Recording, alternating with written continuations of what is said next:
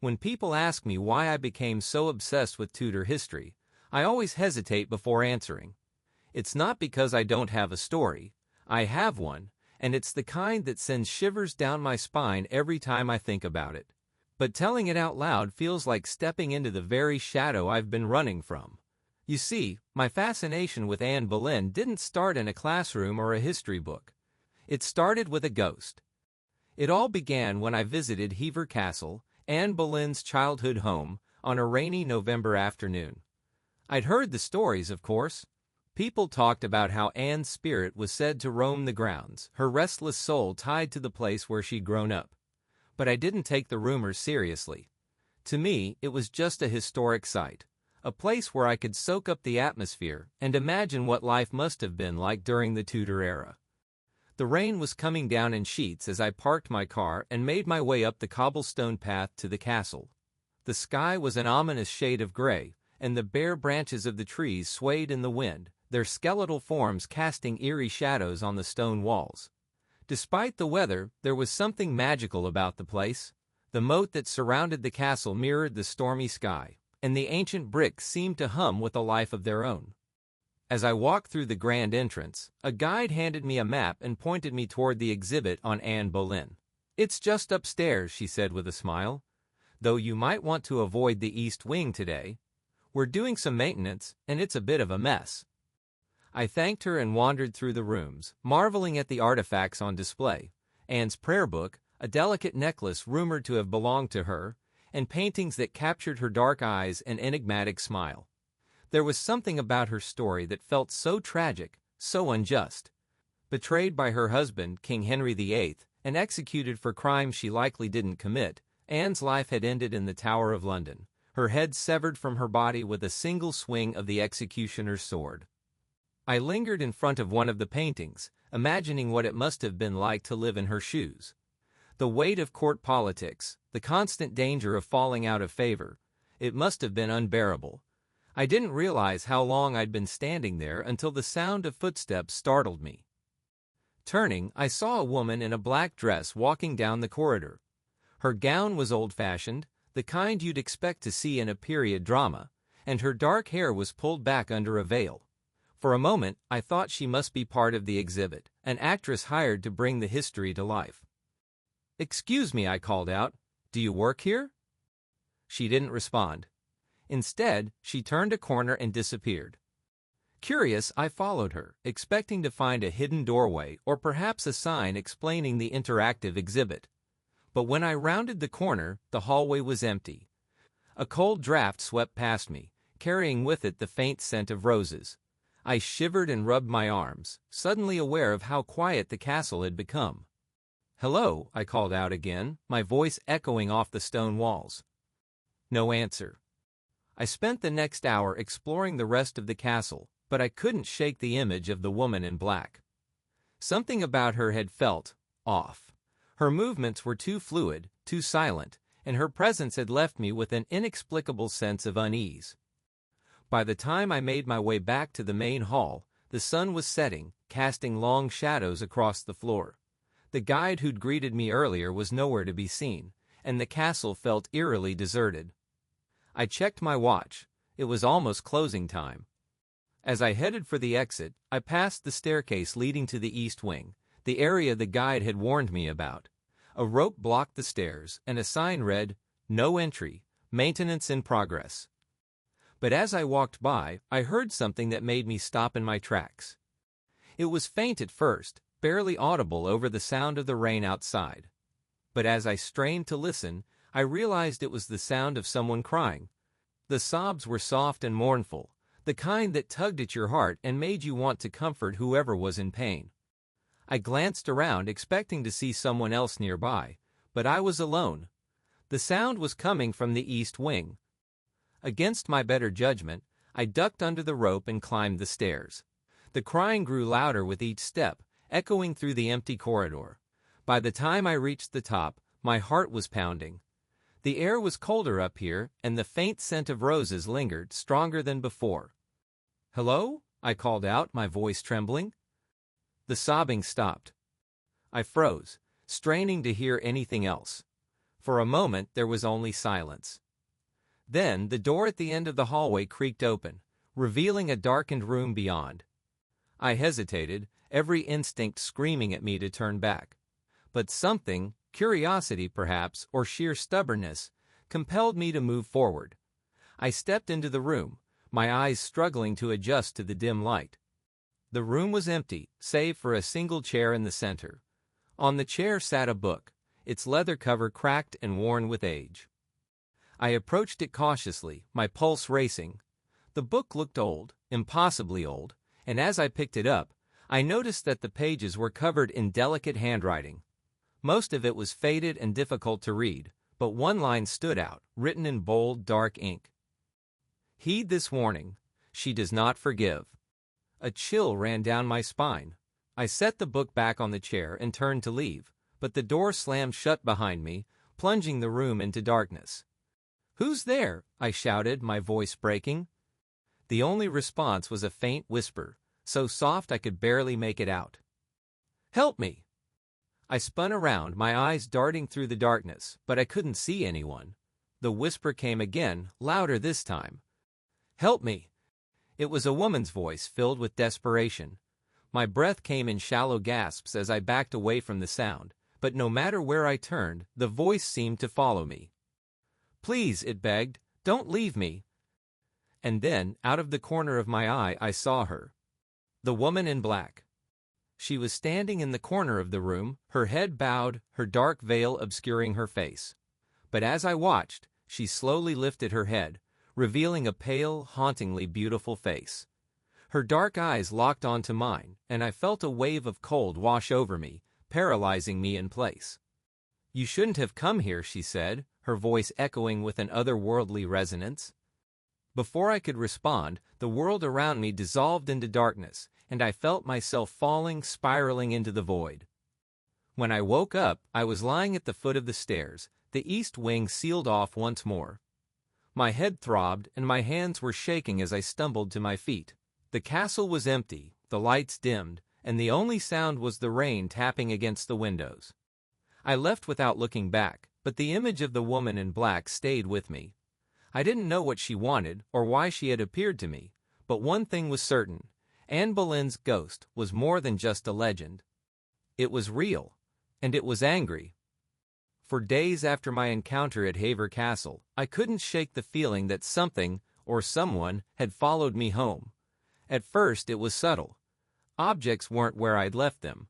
Lights flickered even when the weather was clear, and there was a persistent, almost floral scent of roses in the air.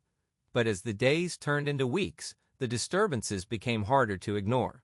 I would hear faint footsteps at night pacing outside my bedroom door. Doors creaked open on their own, and every so often, I'd catch a fleeting shadow out of the corner of my eye. The worst part was the dreams. Every night, I'd find myself back at Hever Castle, standing in that darkened room in the east wing. And every night the woman in black would appear, her mournful eyes fixed on me as she whispered the same words. "You shouldn't have come here." At first I tried to rationalize it. Maybe I was imagining things. Maybe my obsession with Tudor history had stirred up something in my subconscious, and I was projecting it onto my everyday life. But deep down, I knew better. There was something unnatural at work, and it wasn't going away.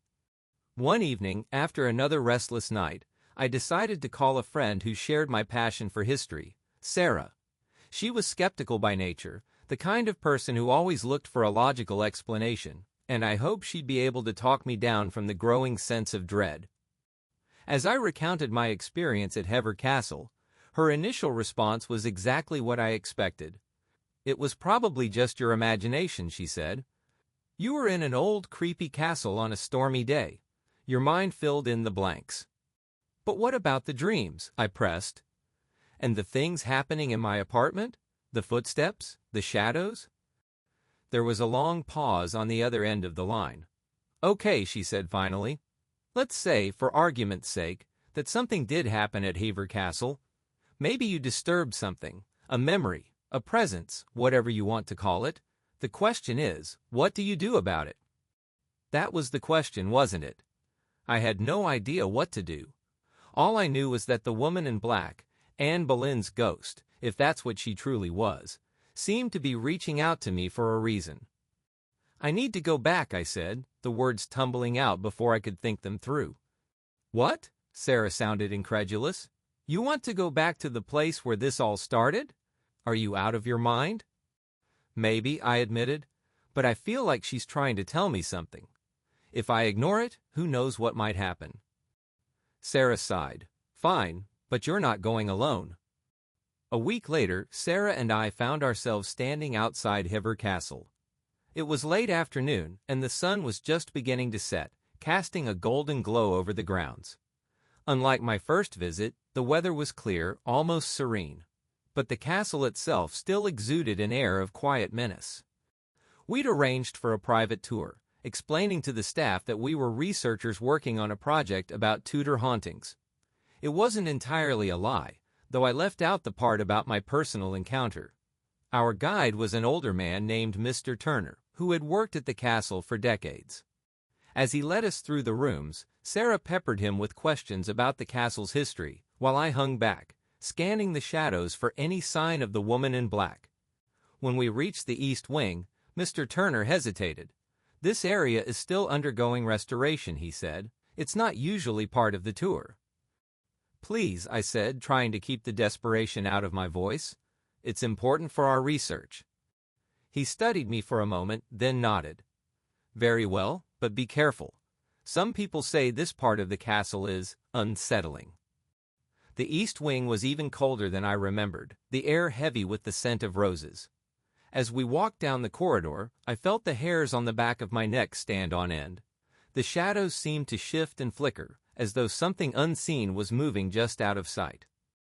When we reached the door to the room where I'd found the book, Mr. Turner stopped. "I'll wait here," he said, his voice tight. "You go ahead." Sarah and I exchanged a glance, then stepped inside. The room was just as I remembered it, dimly lit, with a single chair in the center. But this time, the chair was empty. "Are you sure this is the place?" Sarah whispered. I nodded, my heart pounding. As we stood there, the temperature dropped, and the faint sound of sobbing filled the air. Sarah grabbed my arm. "Do you hear that?" I nodded again, too afraid to speak. The sobbing grew louder, more anguished, and then the door slammed shut behind us. Sarah screamed, and I spun around, but the door wouldn't budge. "Who's there?" I shouted, my voice trembling. The sobbing stopped abruptly, replaced by a low, mournful whisper. "Help me!" Sarah clung to my arm as the room grew darker, the shadows closing in around us. And then, out of the corner of my eye, I saw her. The woman in black. She was standing in the corner, her veil obscuring her face. But this time, she didn't stay still. She began to move toward us, her steps slow and deliberate. "Why are you here?" she asked, her voice echoing in the stillness. We want to help," I stammered. "What do you want from us?" She stopped a few feet away, her dark eyes boring into mine. "He betrayed me," she said, her voice filled with pain.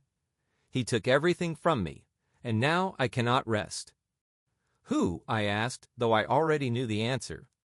"Henry," she whispered, her voice trembling with rage. "He must pay for what he has done." I didn't know what to say. How could I help her, centuries after her death? The woman in black reached out, her hand icy cold as it brushed against mine. "Promise me," she said, her voice barely audible. "Promise you will make him remember." I promise," I said, though I didn't fully understand what she meant. Her dark eyes lingered on mine for a moment longer, and then she began to fade, her form dissolving into the shadows. The room grew silent, and the door creaked open.